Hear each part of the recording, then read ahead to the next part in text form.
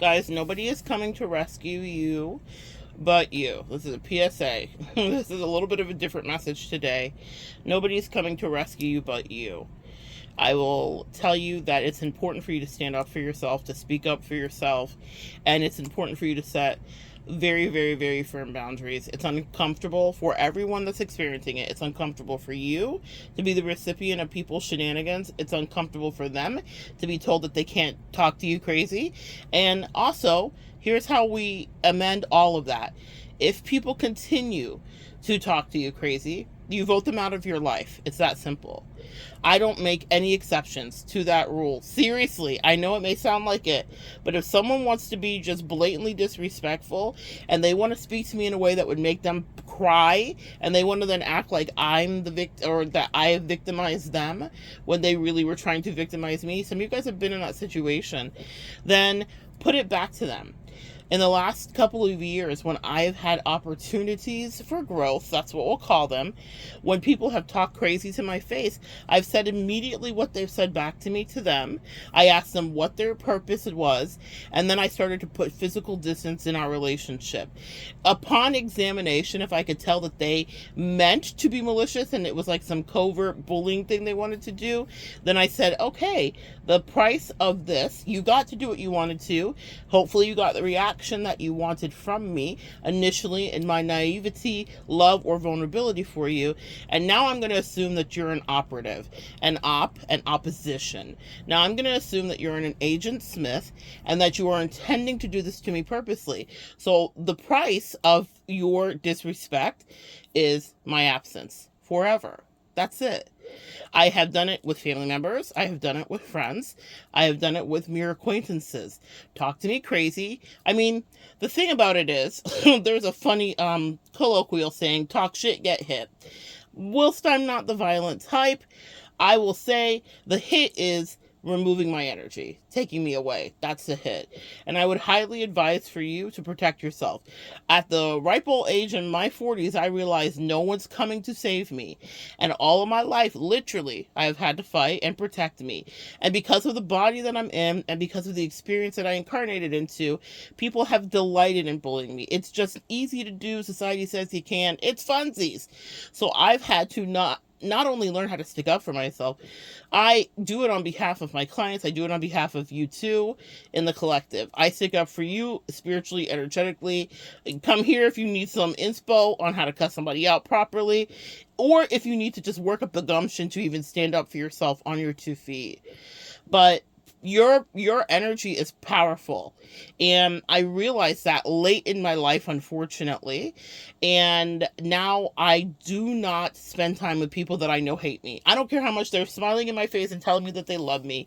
If I know they don't like me, or if I know that they want to take me down a peg or two, or belittle me, or undermine me, or usurp my authority to whatever degree, is depending on what the situation is, because they're triggered, then absence it is. Then talk about me from a distance like Americans do. That's the American way. Talk about me behind my back. But if you're going to do it in front of my face, there will be consequences that you will pay, which will be me serving you back a dish of what you just served me. Not on any revenge type energy, but on some, look at what you just did. You're an adult, and this is how you wanted to talk to me. Why are you upset that I just said back to you what you said to me? Not in a, I'm rubber, you're glue type way, but in a, just saying back the mean thing they said to you. Not that you are the, not that you are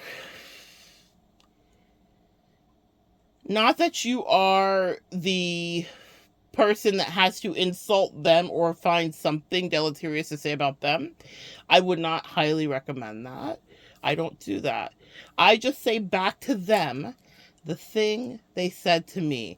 And then when they send in the flying monkeys, I say to the flying monkeys the thing they said to me. And I said, could that person say that to you? Could that person treat you that way? And in most cases, you might know some of the flying monkeys, and they couldn't. I had a very specific incident with someone where someone was walking on eggshells for someone else. She would never dare say anything out of pocket to this person. She had ultimate respect and knew her damn boundaries with her. But with me, it was a free-for-all. It was wild behavior. And she wanted me to stay and be of service to her in whatever way. you are the only one that gets to stick up for yourself. So do so on this day. If it comes up, or if someone is coming to you and stepping to you and they're being ridiculous, let them know that and then move away. And then don't go back. It's just that simple. Move away and don't go back. Because we all know what we're about to say. We all know what we're about to do. And we all know how injurious that words can be. And I've dealt with people saying the wildest shit to me. And for so many years, I would just be like, oh, okay. But they would be in puddles. Every single person that's ever said something wild to me, I've known them deeply and intimately. Meaning, like, if it's a personal person that knows me, not just while people out, trolls on the internet, whatever, they're going to do what they do.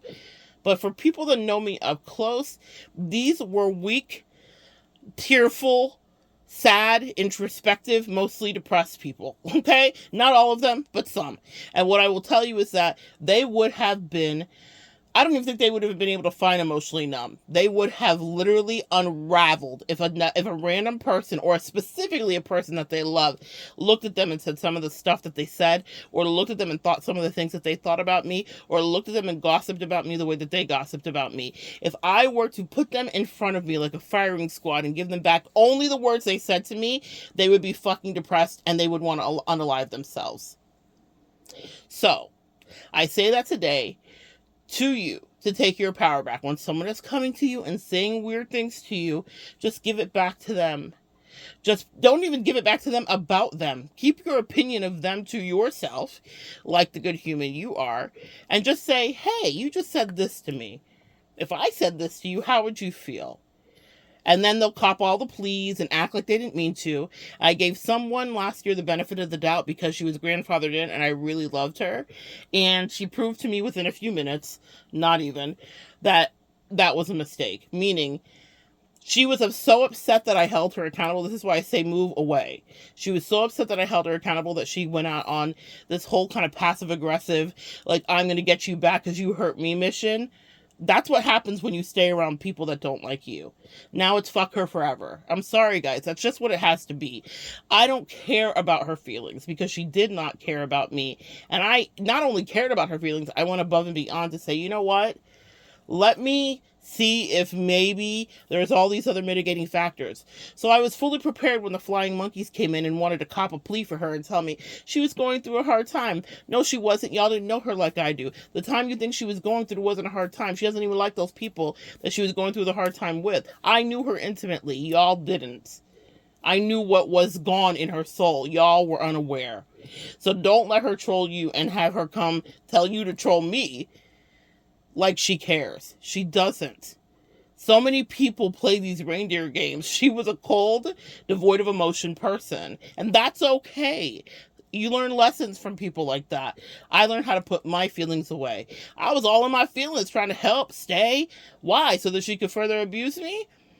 And then laugh in my face? And then laugh behind my back too? No, now you get to laugh behind my back like the rest of Americans do.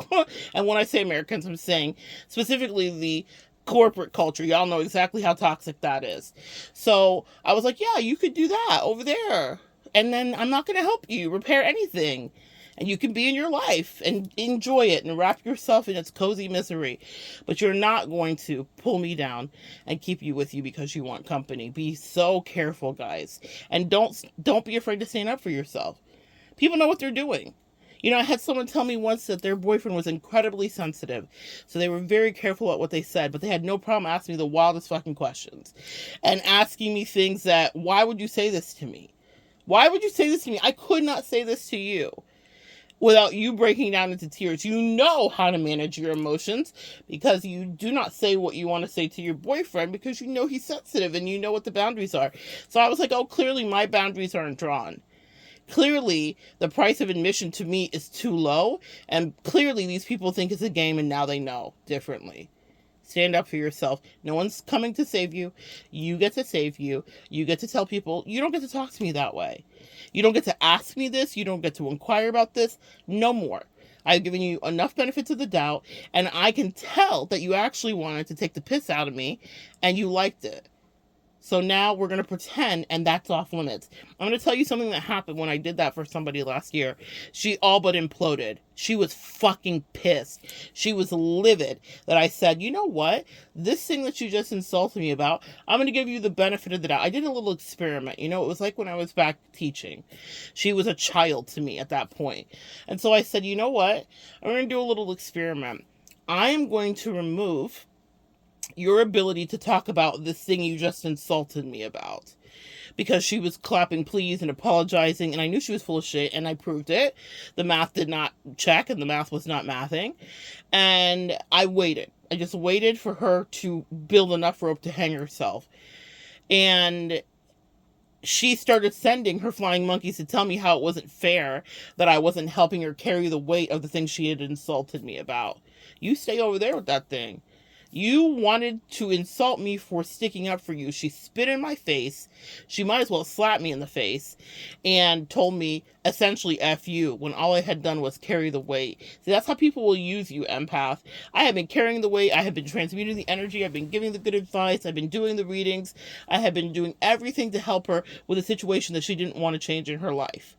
If she was listening today, I would tell her the same thing. Stay where you wanted to stay. Be where you're at. You enjoyed that. You like your misery. You just wanted to drain me like a vampire because you didn't want to actually fix the situation or change it. You know, I work with clients every day and I see real progress with the clients, or I wouldn't stay. Meaning they are evolving, they are growing, they're opening up their heart, they're healing, they're hermiting. There's all stages that everyone's going through. We're not all at the same stage.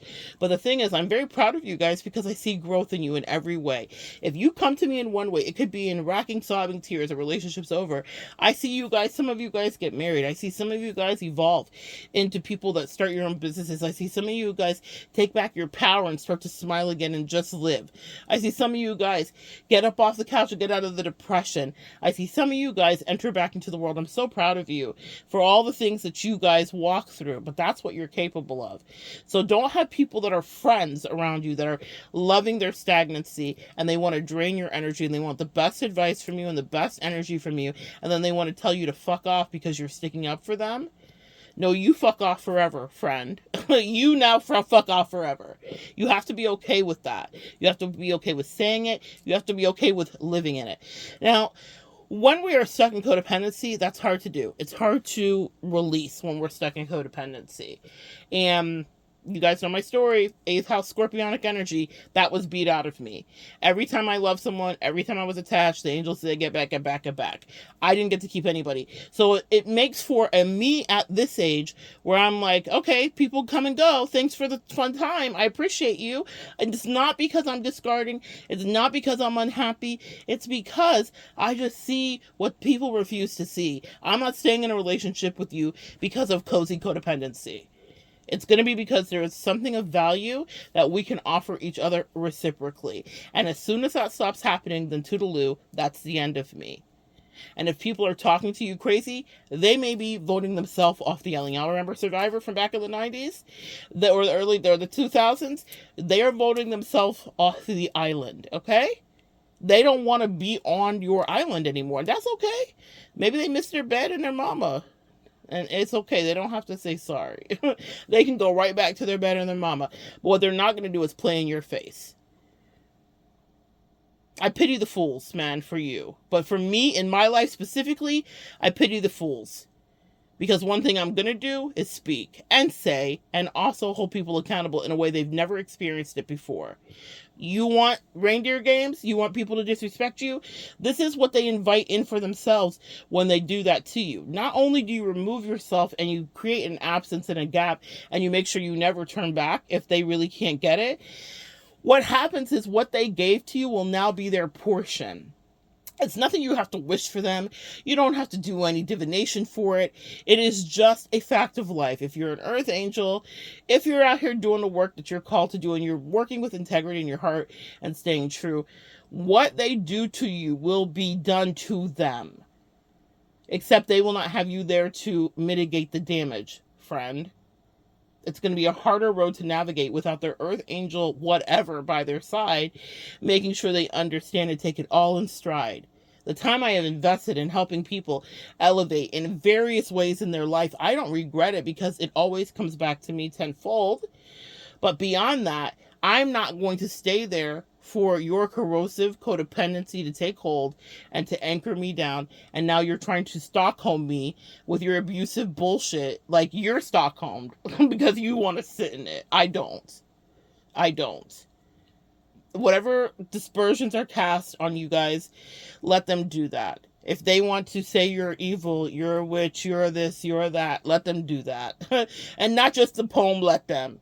Not in a passive aggressive way. I take lots of decisive action. I say what I need to say, and then what I will do, and anyone in my life or family will tell you, is I will walk away. I will not talk to anybody because I understand just how powerful my energy is. Finally, I want you guys to understand that too. People want to be next to you. They want to be close to you. You are the vibe. You are the moment. Okay? That's not about being conceited. You need to own it. Because if you don't feel that about yourself, then someone will see it about you and they'll try to undermine you. When I think of some of the stupid, ridiculous people that I let close to me that were full of the most toxic, low vibrational, jealous ass energy, and I say jealous for what? Jealous of who? Me? What is wrong with you? Some of these people had far more than me still to this day. They are wealthy, sending evil eye my way. Aren't you not embarrassed? Like, what are you doing with your life? It's insane to me. It's not just about wealth, though. They may have had other attributes that were fantastic that I could never even scratch the surface of to see. But they were so fixated on what was going on with me. When people get fixated like that with you, it's because they can't recognize their own magic and their own beauty. There isn't anybody that I've just spoken about that wasn't incredible to some degree in their own way, that didn't offer me at some point some form of edification and love, friendship, familial connection, whatever it may be. They all had their own spark of divinity, but they chose, that was Freudian, I guess they're still choosing. They chose to focus all of this evil eye energy on me. Maybe you can relate. And it's because they thought they couldn't be whatever great is. They don't realize, Earth Angels, how much you struggle too. How much you go through your dark night of the soul. How much you have to sometimes just do what you can do to push through the day. But people think that it's so easy for you. So in your face, they want to play. Well, now let it be easy for them while they're away. No, just to be clear, this is inspired by not staying there. This message is brought to you by leave. This message is brought to you by walk away. This message is brought to you by you don't have to stay. No matter how many years old you are today on the day of our Lord, disrespect from people that are insolent is not something that you can afford. And they also don't have enough money in their cosmic bank account to write that check and then to cash it out. It's going to cost them something. And I don't care about what's going on in their life specifically. People could say I'm ice cold. Maybe. But I don't give a damn. Because they were playing in your face repeatedly. Repeatedly. People are always so like surprised, like, oh my God, what do you mean you're like done with me? I'm literally forever done with you. I now see you for the piece that you are. I'm never going to see it differently. You can redeem yourself between Jesus and other people that you want to play with. It won't be me. It doesn't mean they can't redeem themselves. It doesn't mean that there isn't redemption for us all. It just means that insofar as our story goes, the lesson is over. The fun is done. And a new life for me has now begun. And for you, collective, I pray the same too. That you walk away from the people who willingly, happily disrespect you because they're just used to it. Maybe they're used to you being the punching bag, the scapegoat, the black sheep to whatever degree. And so they like to play in your face and say, will she still stay? Let's see. Surprise, surprise. No, I won't. And they better be lucky for whoever you are out there about how you decide to transmute it. Whether you put it in the air, or whether you TikTok it, whether you whatever, it is your experience to do with what you will. People always want to control how the story is told about their villainy, but they don't want to control their behavior when they're enacting the tyranny. They know exactly what they're doing. So now they don't want the story told.